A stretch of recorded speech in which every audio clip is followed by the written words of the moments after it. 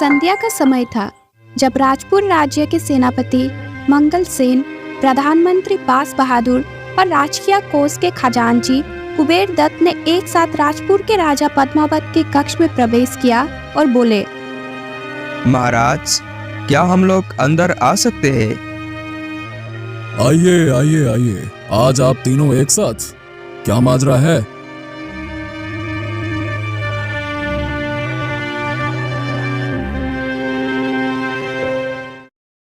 महाराज, आज हम तीनों आपसे राजकीय परामर्श करने नहीं, अपितु कुछ पारिवारिक परामर्श करने आए हैं। अच्छा, बताओ क्या बात है? महाराज, बचपन से हम तीनों मित्र रहे हैं। इस आपसी रिश्ते को हम तीनों पारिवारिक संबंधों में परिवर्तित करना चाहते हैं, ताकि हमारे बाद भी हमारी आने वाली पीढ़ी में आपस में संबंध बना रहे। प्रधानमंत्री जी, हम आपकी बात का मतलब समझे नहीं। महाराज, आप 3 युवा पुत्रों के पिता हैं और हम तीनों एक एक युवा पुत्री के पिता हैं। हम अपनी पुत्रियों का विवाह आपके पुत्रों के साथ करना चाहते हैं। ओह, तो ये बात है। महाराज प्रसन्न होते हुए उन तीनों से बोले, मुझे आप तीनों का यह प्रस्ताव स्वीकार है।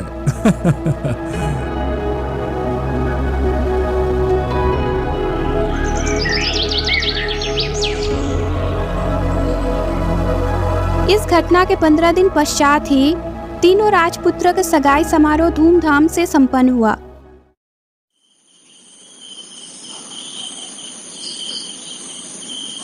उसी रात को प्रधानमंत्री, सेनापति और खजांची में गुप्त मंत्रणा हुई।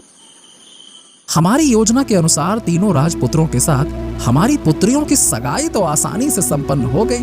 अतः अब हमें अपनी योजना के दूसरे चरण को शीघ्र ही पूरा कर लेना चाहिए। आप बिल्कुल ठीक कह रहे खजांची जी, शुभ काम में देरी नहीं करनी चाहिए।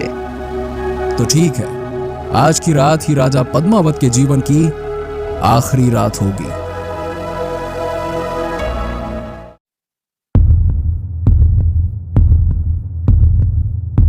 हरी, यदि तुम मेरा काम कर दो तो मैं तुम्हें मुंह मांगी दौलत दूंगा। बोलो। क्या सच में? मुंह मांगी दौलत पाने के लिए तो मैं कुछ भी करने के लिए तैयार हूँ। कहिए, मुझे क्या करना होगा? इस पुड़िया में अत्यंत घातक विष है। इस विष को महाराज के दूध में मिलाकर देना होगा। बोलो। ये सोचकर हरी कुछ सोच में पड़ गया और फिर बोला, प्रधानमंत्री जी, मैं आपका ये कार्य करने को तैयार हूँ। तो जाओ, महाराज के दूध पीने का समय हो गया है। उन्हें विष वाला दूध देना है ना? जाओ जाओ जाओ जाओ।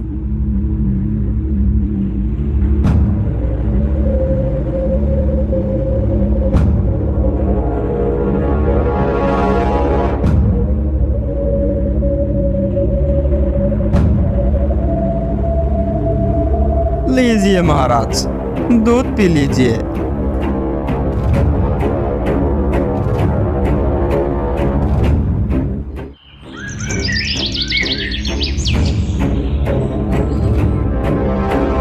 सुबह होने पर जब दास दासी उसके कक्ष में आई और शीघ्र पद्मावत के मृत्यु का समाचार सारे राजपुर में आग की तरह फैल गया।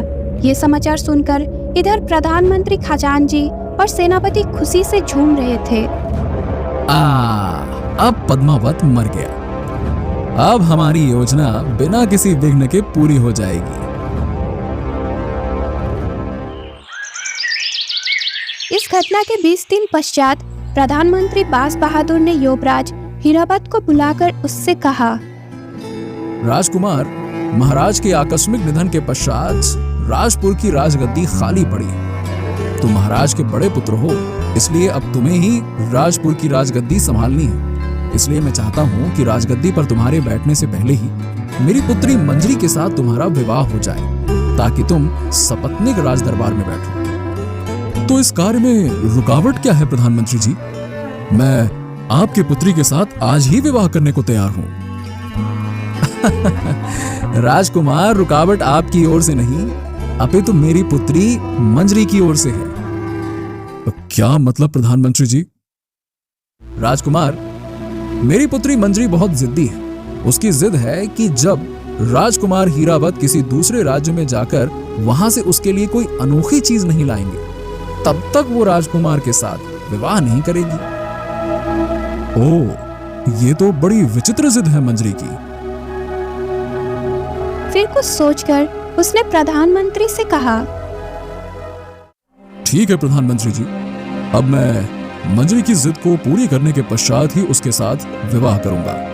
प्रधानमंत्री जी, मैं आज ही दूसरे राज्य के लिए राजपुर से प्रस्थान कर दूंगा।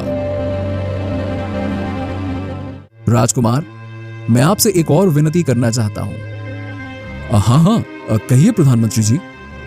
राजकुमार, तुम अपने राज्य से पहली बार दूर किसी दूसरे राज्य में जाओगे, इसलिए आप अपने साथ अपने छोटे भाइयों जय रावत और नीलावत को भी लेते जाओ।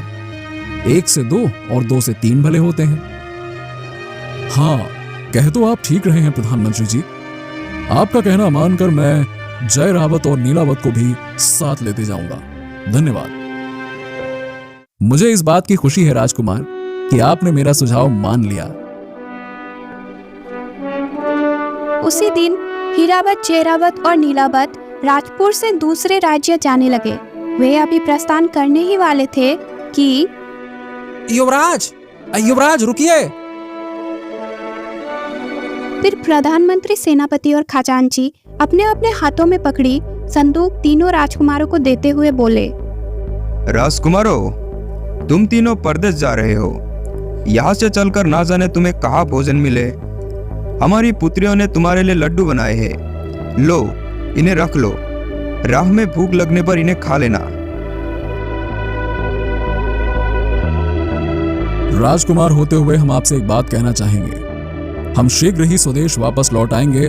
तब तक आप तीनों को राजपुर का राजकाज संभालना होगा। आप फिक्र न करिए राजकुमार, आपकी अनुपस्थिति में हम तीनों राजपुर का पूरा ध्यान रखेंगे।